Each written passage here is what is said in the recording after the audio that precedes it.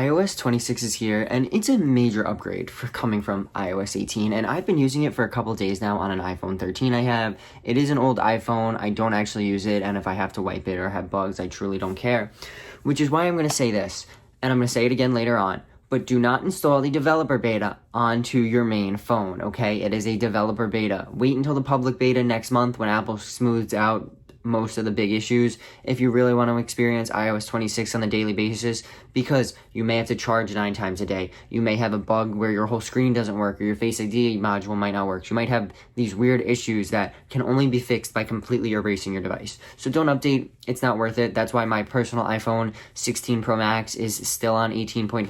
I'm not going to update that to iOS 26 until it's released in the fall. There's really no reason for me to update it now. I'm going to let the beta run on the iPhone 13, and if anything happens, I don't care. I erase it, factory reset it, restore it, and move on with my day. There's nothing of value on there. Now that we got that disclaimer out of the way, let's talk about the big game-changing features coming to iOS 26 because it is making your iPhone experience so much better. Number one, and this is apparently a very controversial topic, and I will admit, right now there are certain areas and aspects that I do agree with people on this, but again, it is developer beta 1. We usually get 9, 10, 11 of these, so we have a long way to go, and Apple's gonna fix some things. That's also why, if you are running the beta, there's this app called Feedback. Make sure you use it. It tells Apple what the issues are and essentially makes the software better for everyone the next time there's a beta and also next time the public release comes out, because then everyone gets a better version and more polished version of iOS. If you already have it installed, use the Feedback app. It helps everyone out. Alright, so first up is the new liquid glass design. Now, this was announced during WWDC, and Apple spent a lot of time talking about liquid glass,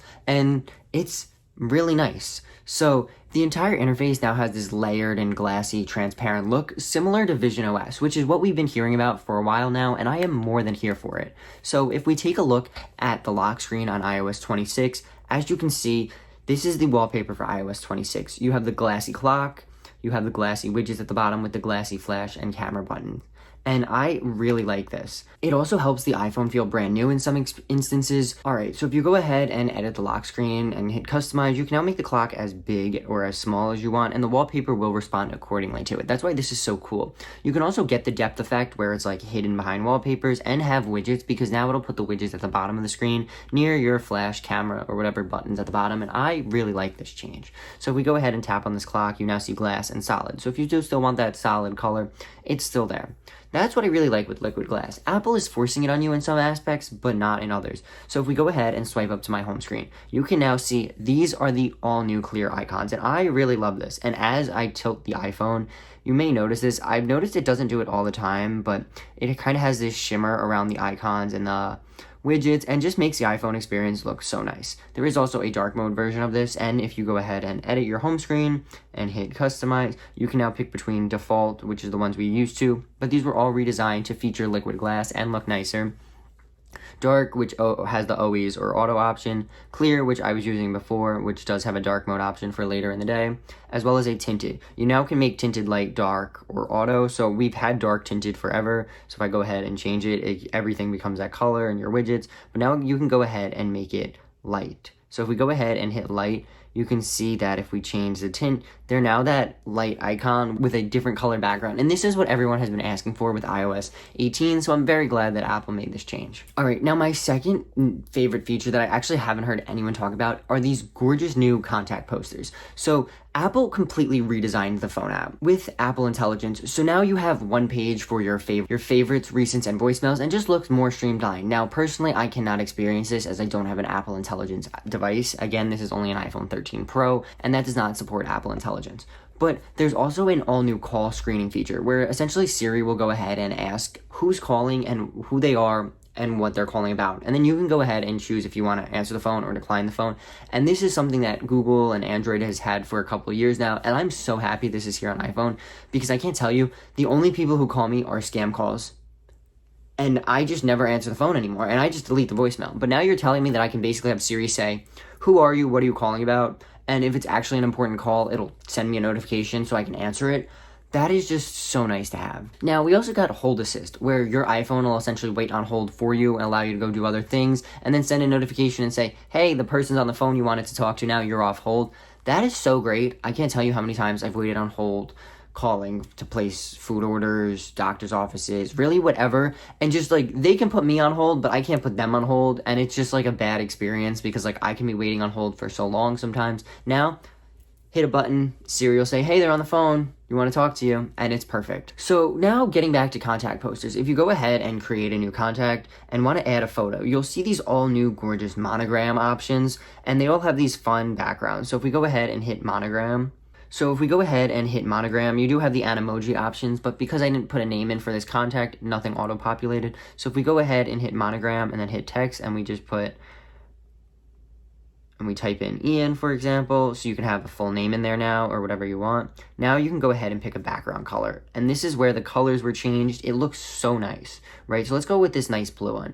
Now you also have font suggestions. So like if I want to make it this blue or this font or this name or whatever. So let's say I really like that. Okay, now I can go ahead and pick what font. This was there before for contact posters, but not contact photos. So now you can go ahead and pick what photo you want. But let's go to posters.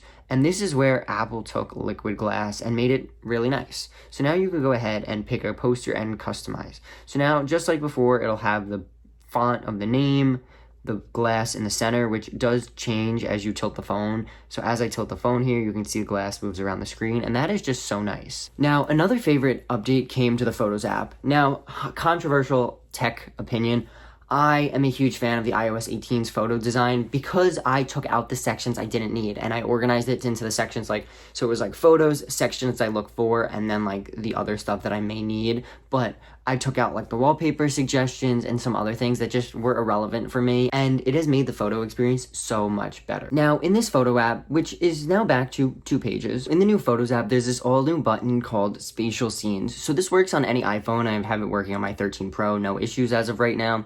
And there's this new button all the way to the right under the 3 dots. And if you hit that, it's going to go ahead and essentially it's essentially going to create a 3D-like experience using the same tech that Apple would in visual intelligence. So as you can see, now that I created this as spatial scene, I can go ahead and tilt the iPhone left and right and up and down, and I move dynamically. And this is just so cool because it looks like 3D. And I find this so cool, especially as someone who doesn't have a Vision Pro.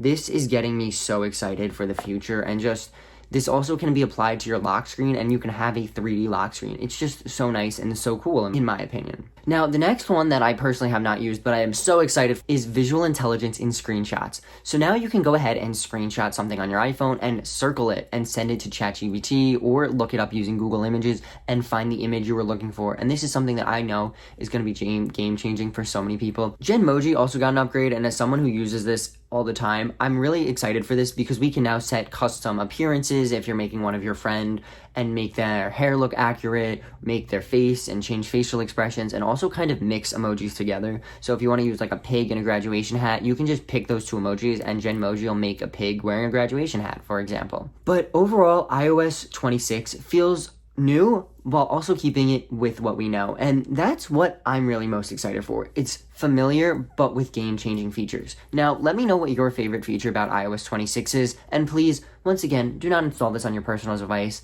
It is a beta. It's not meant to be on your personal device until July when Apple releases the public beta. Please don't do it. It's not worth it. Like this iPhone is very hot right now, and honestly, I don't really care. I don't use it that often for what I do. It's fine. But let me know what your favorite iOS 26 feature is with a comment down below. And while you're down there, if you want to hit like and subscribe, I'd appreciate that as well. And I want you to remember that today is a good day to make a great day, and I'll talk to you in the next one. Peace.